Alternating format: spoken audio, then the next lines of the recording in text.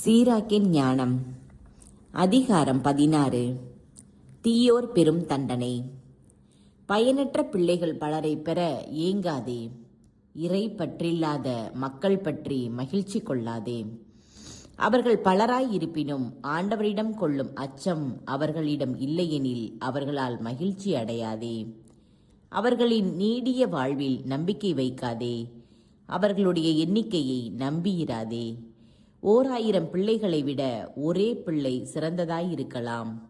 இறை பற்றில்லாத பிள்ளைகளை பெறுவதை விட பிள்ளையின்றி இறப்பது நலம். அறிவு கூர்மை படைத்த ஒருவர் ஒரு நகரையே மக்களால் நிரப்பக்கூடும். ஒழுக்க வரம்பு அற்றோரின் ஒரு குலம் அதை சுடுகாடாக மாற்ற இயலும்.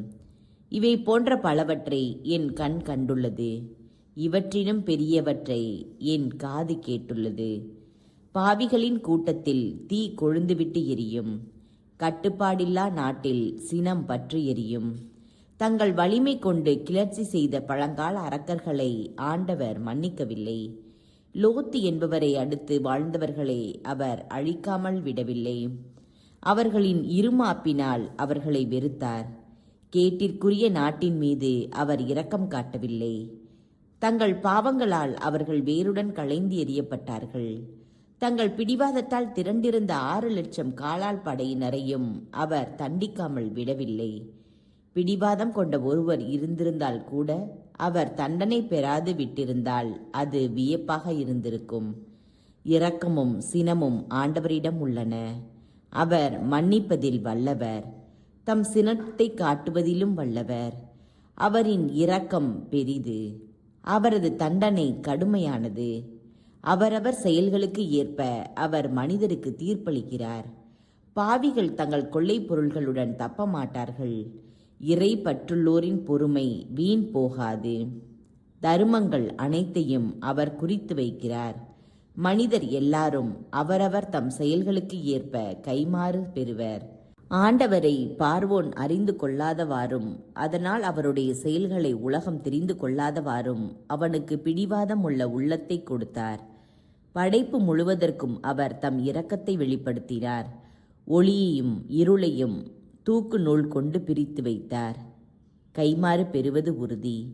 நான் ஆண்டவரிடமிருந்து ஒளிந்து கொள்வேன். உயர் வானிலிருந்து யார் என்னை நினைப்பார்? இத்துணை பெரிய மக்கள் திரளில் என்னை யாருக்கும் தெரியாது.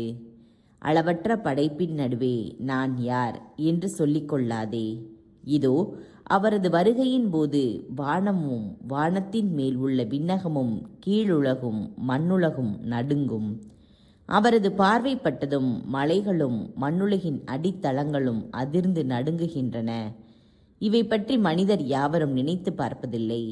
அவருடைய வழிகளை யாரே அறிவர்? புயலை யாரும் காண்பதில்லை.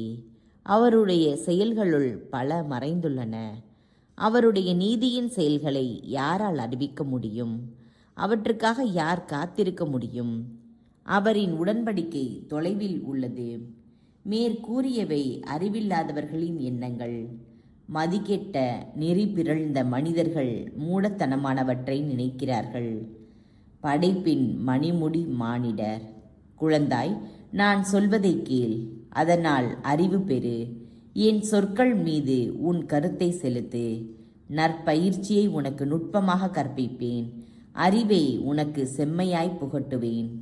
தொடக்கத்தில் ஆண்டவர் தம் படைப்புகளை உண்டாக்கிய போது, பின்னர் அவற்றின் எல்லைகளை வரையறுத்த போது, தம் படைப்புகளை என்றென்றைக்கும் ஒழுங்கோடு அமைத்தார்.